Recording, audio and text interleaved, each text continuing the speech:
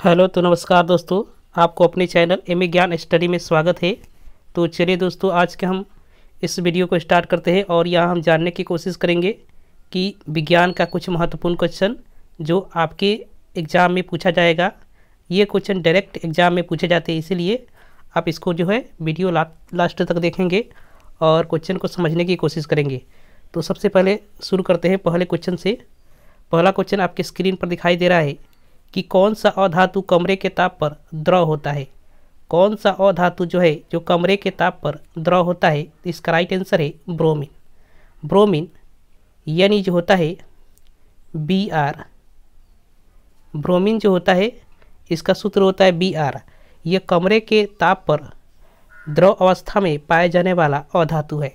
आपको बताना है कमेंट में कि कौन सा धातु है जो कमरे के ताप पर द्रव होता है। आपको धातु का नाम बताना है। चलिए अगले क्वेश्चन की तरफ चलते हैं। अगला क्वेश्चन आपके स्क्रीन पर दिखाई दे रहा है कि सोना किस में घुल जाता है। यहाँ कहने का मतलब है कि सोना किस में घुल जाता है, तो इसका राइट आंसर है अम्लराज में। अम्लराज में जो है सोना घुल जाता है। इसको इंग्लिश में एक्वारेजिया कहते हैं। ठीक है, चलिए अगले क्वेश्चन की तरफ चलते हैं। अगला क्वेश्चन है कि कौन सी धातु कमरे के ताप पर द्रव अवस्था में होती है।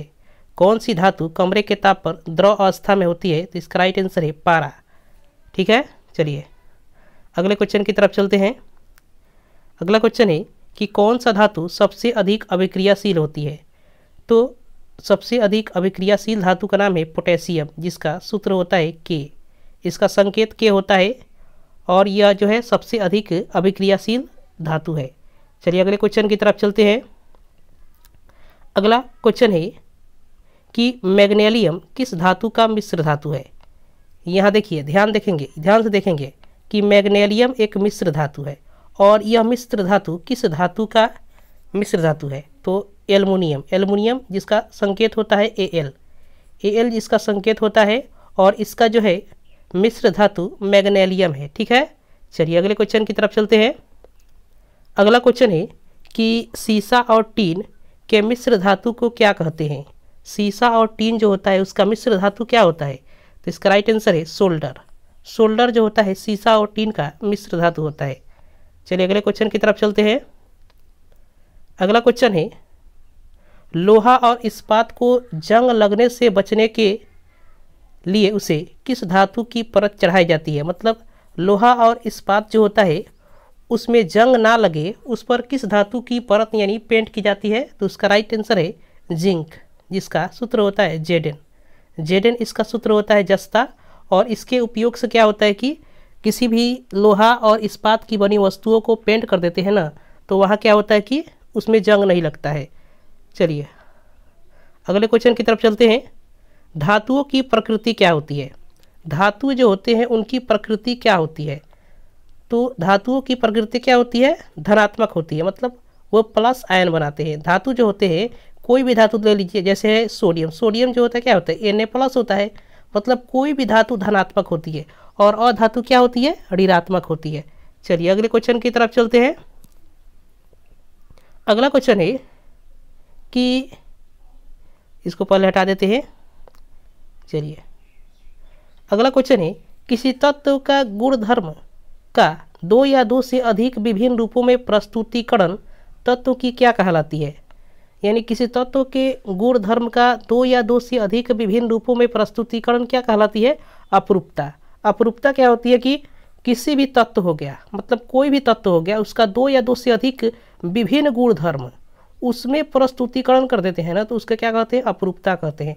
जैसे कार्बन के कितने अप्रूप होते हैं, बहुत सारे अप्रूप होते हैं। जैसे हीरा भी कार्बन का अप्रूप है। हीरा किसका अप्रूप है, कार्बन का। ग्रेफाइट किसका अप्रूप है, कार्बन का। तो इस प्रकार के कोई भी मतलब दो या दो से अधिक किसके विभिन्न रूप होते हैं ना, वही तत्व की क्या कहलाती है, अपरूपता कहलाती है। चलिए अगला क्वेश्चन है कि धातु को पतले तार के रूप में खींचने की क्षमता को क्या कहते हैं।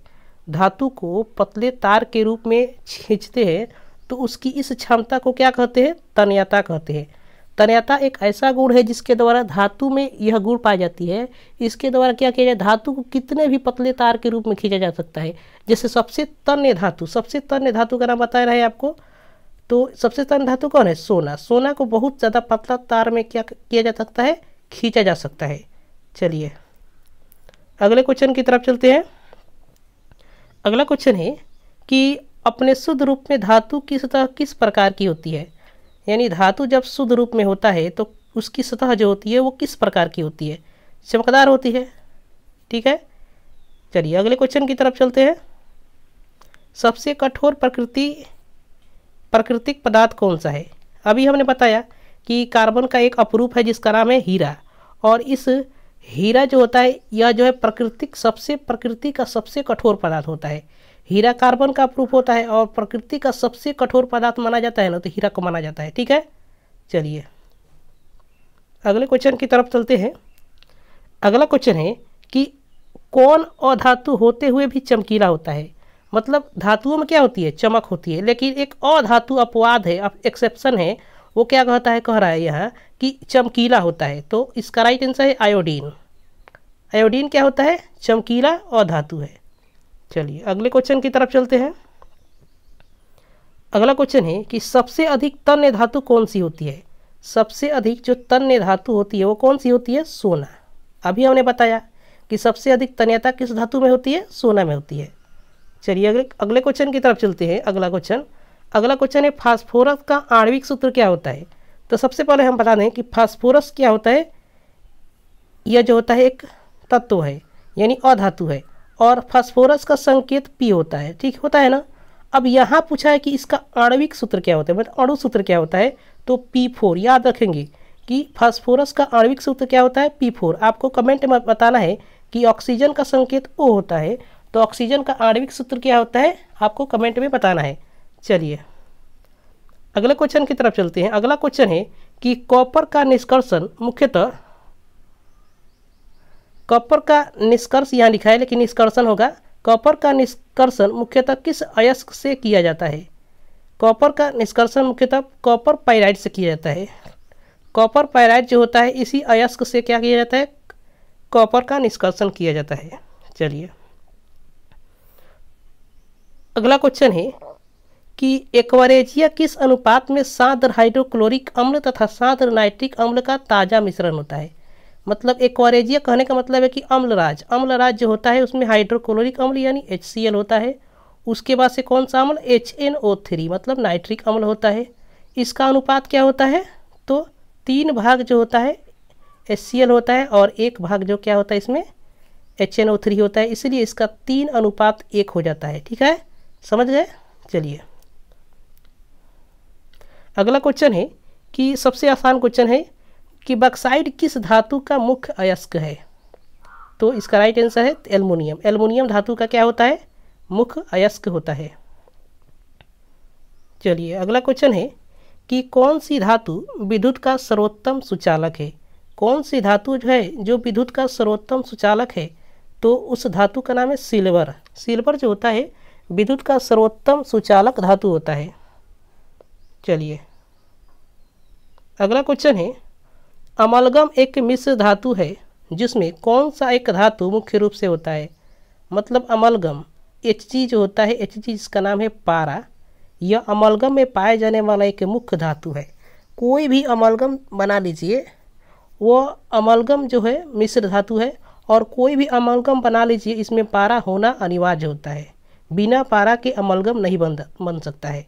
इसी प्रकार यहाँ पूछा है कि अमलगम एक मिश्र धातु है जिसमें कौन सा धातु मुख्य रूप से होता है? तो पारा होता है, जिसका संकेत क्या होता है? Hg होता है। ठीक है, चलिए अगला क्वेश्चन है कि पीतल क्या है? अगला क्वेश्चन है पीतल क्या है? तो पीतल एक मिश्र धातु है। किसका मिश्र धातु है? तो पीतल जो होता है कॉपर प्लस जिंक, कॉपर और जिंक का मिश्र धातु होता है। याद रखेंगे, ये क्वेश्चन पूछा जाता है। तो पीतल क्या है? एक मिश्र धातु है, और किसका मिश्र धातु है? कॉपर और जिंक का। ठीक है, चलिए अगला क्वेश्चन है कि सल्फाइड अयस्कों का साधारण किस विधि द्वारा किया जाता है? सल्फाइड अयस्क जो होते हैं उनका साधारण किया जाता है, वो किस विधि से करते हैं? तो फेन उत्प्लवन विधि। फेन उत्प्लवन विधि से क्या होता है? सल्फाइड अयस्कों का साधारण किया जाता है। चलिए अगला क्वेश्चन है कि अयस्कों से चुंबकीय अशुद्धियों को दूर करने के लिए कौन सी विधि प्रयुक्त की जाती है। अयस्क जो होते हैं उनसे चुंबकीय अशुद्धियों को दूर करना है आपको, तो कौन सी विधि प्रयोग करेंगे। तो चुंबकीय अयस्कों को क्या करना चाहिए, मतलब अयस्कों से चुंबकीय अशुद्धियों को चुंबकीय पृथक्करण विधि, मतलब चुंबक लाएंगे, उसमें क्या करेंगे, चुंबक लेकर जाएंगे ना वहाँ, तो क्या होगा कि चुंबक अपने तरफ अशुद्धियों को क्या कर लेगा, खींच लेगा, यानी चुंबकीय अशुद्धियाँ है, चुंबक को अपने तरफ क्या करता है, आकर्षित करता है। तो इसी प्रकार क्या होगा, चुंबकीय पृथक्करण विधि से चुंबकीय अयस्कों को क्या किया जाता है, शुद्ध किया जाता है। चलिए अगला क्वेश्चन है, धातुओं के ऑक्साइड सामान्यतः क्या होते हैं। तो धातु के ऑक्साइड जो बनते हैं ना वो सामान्यतः जो होते हैं क्षारीय होते हैं, क्षारीय प्रकृति के होते हैं। अब आपको बताना है कि अधातुओं के ऑक्साइड क्या होते हैं। तो अधातुओं के ऑक्साइड क्या होते हैं, अम्लीय होते हैं। अधातुओं के ऑक्साइड क्या होते हैं, अम्लीय प्रकृति के होते हैं। तो आपको ध्यान रखना है कि अधातुओं के ऑक्साइड अम्लीय प्रकृति के होते हैं तथा धातुओं के ऑक्साइड जो होते हैं वो क्षारीय प्रकृति के होते हैं। चलिए अगले क्वेश्चन की तरफ चलते हैं। अगला क्वेश्चन है कि उच्च धनात्मकता के कारण धातु के परमाणु क्या बनाते हैं। यानी उच्च धनात्मकता मतलब धनात्मकता बहुत ज़्यादा होती है धातु की, और ये क्या बनाते हैं, धन आयन बनाते हैं। अभी हमने बताया कुछ समय पहले कि धातुओं में क्या होती है, धनात्मक गुण होती है, यानी जैसे Na+ हो गया तो प्लस बनाएगा, Ca++ हो गया ऐसे, तो ये भी क्या होता है, प्लस बनाएगा। तो इस प्रकार से आप समझ सकते हैं कि धातुएं धनात्मक गुण के होते हैं और धनात्मक गुण के होते हैं, तो इनके परमाणु क्या बनाते हैं, धन आयन बनाते हैं। आपको ध्यान रखना है, ठीक है। चलिए अगला क्वेश्चन है कि सक्रियता श्रेणी में हाइड्रोजन के ऊपर के धातु अम्लों से अभिक्रिया कर कौन सी गैस मुक्त करते हैं। मतलब सक्रियता श्रेणी आपने देखा होगा, उसमें क्या होती है, हाइड्रोजन से ऊपर कुछ धातुएं होती है, हाइड्रोजन से नीचे कुछ धातुएं होती है। तो हाइड्रोजन से जो ऊपर धातुएं होती है वो सक्रिय होती है, और ये क्या करती है कि अम्लों से अभिक्रिया करती है। तो कौन सी गैस बनाती है, हाइड्रोजन। कोई भी धातु अगर आपको क्वेश्चन में पूछे कि अम्ल से अभिक्रिया करे तो कौन सी गैस निकलती है, हाइड्रोजन, जिसका सूत्र होता है H2, ठीक है। चलिए अगले क्वेश्चन की तरफ चलते हैं। अगला क्वेश्चन है कि किस रासायनिक यौगिक को गर्म करने से प्लास्टर ऑफ पेरिस प्राप्त होता है। तो जिप्सम को गर्म करने से प्लास्टर ऑफ पेरिस प्राप्त होता है। इसका सूत्र होता है CaSO4.1/2H2O, CaSO4.1/2H2O। अब आपको कमेंट में बताना है कि जिप्सम का सूत्र क्या होता है, ठीक है। चलिए तो चलिए हमारा क्वेश्चन यहीं तक समाप्त होता है। आपको इसका जो है इन सभी क्वेश्चनों का रिवीजन करते रहना है ताकि आप एग्ज़ाम अच्छे से दे सकें। चलिए धन्यवाद।